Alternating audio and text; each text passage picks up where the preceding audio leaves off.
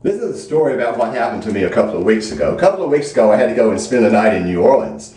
And you know, I have an exotic ranch, and I was really missing my animals, and I looked out the motel window, and I saw it was the park. It overlooked the park, and I could see policemen riding their horses, squirrels running in the park, people leading their dogs and carrying their cats. And I thought, well, just to get me, from being over my homesickness of all my animals, I'll go down to the park and see what I can see and see if there's anything interesting. When I got down there was this man from another country. He spoke very little English, and he was real tiny and skinny little man.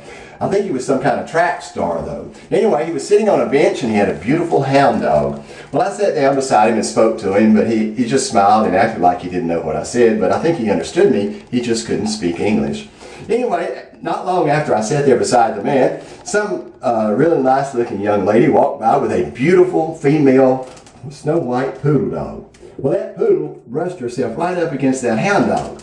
And that hound dog, he didn't act right. And I told the man, well, what's wrong with your dog? He said, there's nothing wrong with my dog. He's a healthy, beautiful dog. I said, he's beautiful, but he sure doesn't act like a dog. I said, he's not normal. Most dogs, if a dog, especially a beautiful female dog, brushed up against them, they'd at least bark or stand up or move their head toward the dog or something. This dog did nothing. He's just like a zombie sitting there. He said, oh, well, he quit paying attention to dogs about 5 years ago when I had him neutered. I said, you had that beautiful hound dog neutered. Why on earth would you do such a thing? He said, well, I saw on The Price is Right, if you love your pets, you ought to have them spayed or neutered, so I had him neutered. I said, I hope you don't believe all the propaganda you hear on TV. That's the most terrible thing you could do to a dog. Lose all his self-esteem, his pride. He don't have a reason to wake up in the morning except to eat and sit back down.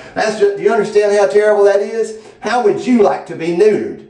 He said, oh, do it fast. And the man started crying. And when I started laughing, that man started running. I never seen a man run so fast in all my life. The bad thing about him leaving, he left that poor neutered dog with me. I had to take it back up to North Louisiana and find it a good home. Anyway, that's my story about New Orleans. Thank you.